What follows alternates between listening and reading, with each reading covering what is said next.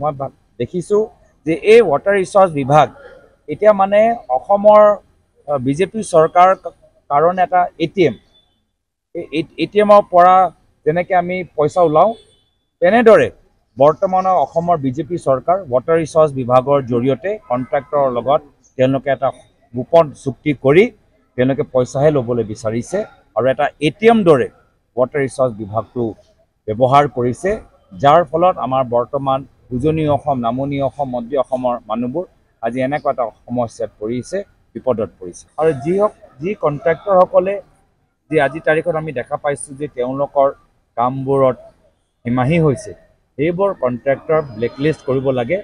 আৰু বৰ্তমানত তেওঁলোকে যদি ক'ৰবাত কাম কৰি আছে, কোনে তেওঁলোকক টেণ্ডাৰ দিলে, ইয়াত কি ধৰণৰ গাফিলতি হৈছে, কি ধৰণৰ কেলেংকাৰী হৈছে, কোন মন্ত্ৰীৰ হেঁচাত এই কণ্ট্ৰেক্টৰবোৰে বাৰম্বাৰ কামবোৰ পায়ে থাকে, সেই মন্ত্ৰীৰ হেঁচা কোন মন্ত্ৰীৰ বিষয়াই এই কণ্ট্ৰেক্টৰবোৰক সহায় কৰি আছে, এই গোটেই ক্ষেত্ৰত তদন্ত হ'ব লাগে।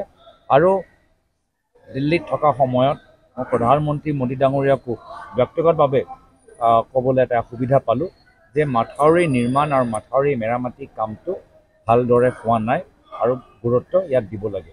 যদিও বানপানী প্ৰত্যেক বছৰ হৈ থাকেই, কিন্তু এইবাৰ মাথাউৰি ছিঙি যোৱাৰ কাৰণে সমস্যাটো আৰু বাঢ়ি গৈছে। অলপ বছৰৰ পৰা আমি চাই আছোঁ যে কিছুমান কণ্ট্ৰেক্টৰসকলে চৰকাৰৰ কিছু শক্তিশালী মন্ত্ৰীৰ লগত যোগাযোগ কৰি তেওঁলোকে নিজৰ কামটো যথেষ্ট কোৱালিটি নোহোৱাকৈ কৰি আছে, খুব যথেষ্ট ছাবষ্টেণ্ডাৰ্ড কামবোৰ চলি আছে।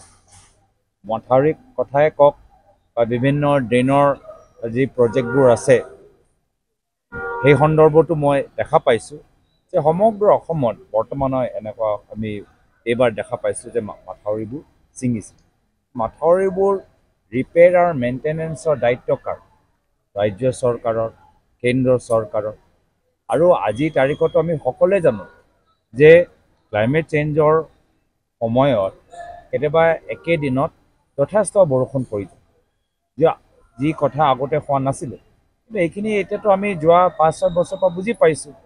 কিন্তু সেই হিচাপে কি ধৰণৰ তৈয়াৰী আমাৰ বৰ্তমানৰ ৰাজ্য চৰকাৰৰ ৱাটাৰ ৰিচৰ্চৰ ডিপাৰ্টমেণ্ট লৈছে, বা কি ধৰণৰ তৈয়াৰী আমাৰ কেন্দ্ৰীয় চৰকাৰৰ ৱাটাৰ ৰিচৰ্চৰ বিভাগে কৰিছে, এই ক্ষেত্ৰত মই অলপ দিন আগতে সদনৰ ভিতৰত কথাটো উত্থাপন কৰিলোঁ।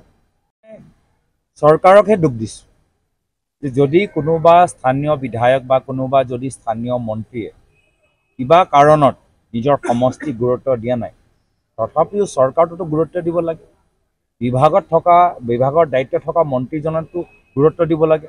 তেওঁলোকেতো গোটেই ৰিপৰ্টটো ইঞ্জিনিয়াৰৰ পৰা পায়ে থাকে, গোটেই ৰিপৰ্টটো ছেক্ৰেটাৰীৰ পৰা পায়ে থাকে। তো দায়িত্ব থকা মন্ত্ৰী, দায়িত্ব থকা মুখ্যমন্ত্ৰী, দায়িত্ব থকা কেন্দ্ৰীয় মন্ত্ৰী, তেওঁলোকে কি কৰি আছে? আজি কথা মাত্ৰ ডিব্ৰুগড় নহয়, আজি কলিয়াবৰতো আমি দেখা পাইছোঁ, আমি বৰাক অঞ্চলতো আমি দেখা পাইছোঁ। তো সেই কাৰণে এই বিষয়টো যথেষ্ট চিন্তনীয়।